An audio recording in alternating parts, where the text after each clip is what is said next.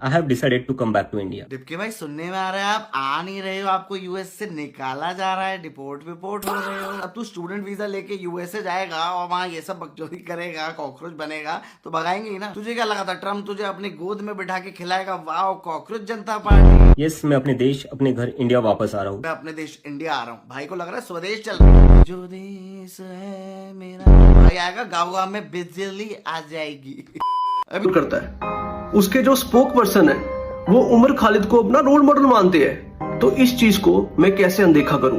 उमर खालिद वही बंदा है जिसने जैश ए मोहम्मद के टेररिस्ट अफजल गुरु, जिसने 2001 में हमारी पार्लियामेंट पे हमला किया था, उसके सपोर्ट में नारे लगाए थे।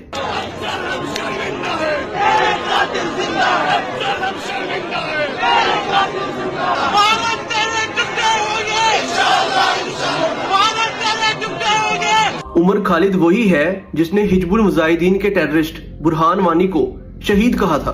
बुरहान वानी जिसकी वजह से 2016 के दंगे हुए थे जम्मू कश्मीर में, 15,000 से ज्यादा लोग और हमारे आर्मी के जवान घायल हुए थे। कश्मीर की इंडिया से आजादी मांगने वाला आपका रोल मॉडल हो सकता है, मेरा नहीं। निकल के बात कर रहे हैं। पहले तो ये कह रहे हैं कि भाई जो सौरभ दास है कि हमें परमिशन लेने की क्या जरूरत है प्रोटेस्ट करने के लिए ना। दूसरा वहीं पे जो 2 कौड़ी का कॉकरोच है इसकी सुन लो। अगर अभिजीत दिपके को अगर इमिग्रेशन पे पकड़ लिया गया और पुलिस ने हमें रोकने की कोशिश करी तो भैया तुम किस किस तैयारी के साथ आना, तुम्हें क्या क्या करना है वो बता रहा है, सुन लो। जो भी 6 तारीख को आ रहा है ना एयरपोर्ट और दिल्ली जंतर मंतर प्रोटेस्ट के लिए ना, भाई एक रिक्वेस्ट, अगर अभिजीत दीपके को इमिग्रेशन ने रोका वहां पे तो भाई एयरपोर्ट पे हंगामा शुरू हो। अपनी सेफ्टी के लिए ना कुछ चीजें खरीद लेना भाई, जैसे पेपर स्प्रे हो गया, डंडे वंडे हो गया, जो भी है, क्योंकि अगर पुलिस ने हाथ छोड़ा ना, लाठी चार्ज या फिर पानी वानी फेंका तो वो उस चीज के लिए काम आएगा। आर्या पार करके ही जाएंगे भाई, बहुत सैली हमने, बनेगा नेपाल बनेगा। 2 कौड़ी के गंदी नाले में पलने वाले कॉकरोच हो है, तुम्हारी इतनी औकात होगी कि तुम्हारे बाप अभिजीत दिपके को अगर इमिग्रेशन पे रोक लिया तो तुम दिल्ली पुलिस पर अटैक कर दोगे।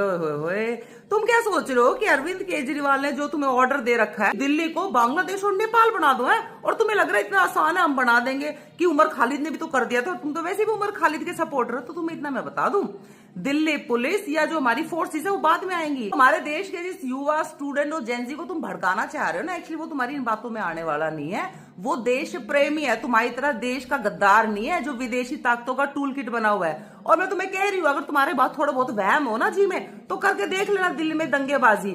अगर इन्हीं देशभक्तों ने ना, पुलिस प्रशासन तो बाद में आएगा ना, तुम्हारा गुड़गांव बना दिया ना, तो तुम भी क्या याद करोगे? उल्टा जिस पुलिस पर तुम अटैक करने की कह रहे हो ना, उनके आगे भागते फिरोगे कि हमारी जान बचा लो। इनको भी तो जब से इसको डिपोर्टेशन के ऑर्डर आए ना, ये उल्टी सीधी बातें कर रहा है मेरे बारे में, ट्वीट कर रहा है इतनी सी, मतलब मुझे समझ नहीं आ रहा भाई। मैंने तुझसे इतनी सी बात बोली है, तो झूठ बोल रहा, तो अपना पासपोर्ट दिखा दे। अगर मैं झूठ बोल रहा हूँ ना तो दिखा दे पासपोर्ट, स्टैंप क्या लगी दिखा दे। बहुत बोला ना मैं इंडिया के रेवोल्यूशन करूंगा, ये सब तो दिखा पासपोर्ट। और देखो डरता तो मैं किसी के बाप से। पार्टी आगामी 6 जून को दिल्ली के जंतर मंतर पर प्रदर्शन करने की तैयारी कर रही है। उसके मुखिया ने कहा है कि मैं एयरपोर्ट पर उतरूंगा और एयरपोर्ट पर उतरने के बाद दिल्ली जंतर मंतर पर प्रदर्शन की परमिशन लेने जाऊंगा। प्रदर्शन करना सभी का अधिकार है, लेकिन कान खोलकर एक बात सुन लो। अगर इस प्रदर्शन की आड़ में विदेशों में बैठकर भारत के खिलाफ एजेंडा चलाने वाले टूल किट गैंग के लोग जंतर मंतर पर दिखाई दिए, अगर बाहर के पैसों पर पलने वाले वो चेहरे यहाँ आकर हमारे देश के सीधे साधे हिंदुओं को बरगलाते हुए, मिसगाइड करते हुए दिखे या कोई भी कोशिश की, तो याद रखना हम हाथ पर हाथ रखकर नहीं बैठेंगे। मैं अपने सभी नगर सेवकों को पूरी ताकत के साथ लेकर उसी जंतर मंतर पुलिस से जो है परमिशन मांगेंगे कि हम प्रोटेस्ट कर सकते हैं या नहीं, और फिर जो है प्रोटेस्ट होगा या नहीं होगा वो तो बात की बात है। पहले जो परमिशन है वो उसी दिन आएंगे 6 तारीख को, और 6 तारीख को परमिशन मांगेंगे। और उस बीच जो है एनएसयूआई वाले क्या कर रहे हैं वो आप खुद देखिए इस वीडियो में। ये देखिए तमाम ये जो है जो पानी की बौछारें हैं ये झेल रहे हैं, ये देश का युवा है।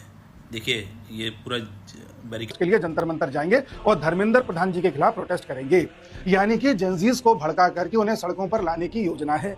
सुबह इसने बोला और शाम को इसके आका अर्थात अरविंद केजरीवाल ने ट्वीट करके अपना वीडियो पोस्ट किया, जिसमें केजरीवाल कह रहा है कि पहले नीट का पेपर आउट हुआ, फिर सीबीएसई का हुआ, फिर एसएससी का हुआ, फिर यूपीएससी का हुआ और अब सीयूईटी। ये सरकार एक पेपर नहीं करा पा रही है, अब देश को चाहिए एक पढ़ा लिखा प्राइम मिनिस्टर, यानी पढ़े लिखे प्राइम मिनिस्टर ये बनना चाह रहे हैं। सुबह इनका कॉकरोच बोलता है, शाम को उसका मालिक बोलता है कि ये तीनों तिलचट्टे आज के जमाने के कोई राजगुरु सुखदेव या भगत सिंह में से नहीं, ना ही ये महात्मा गांधी के 3 बंदर है।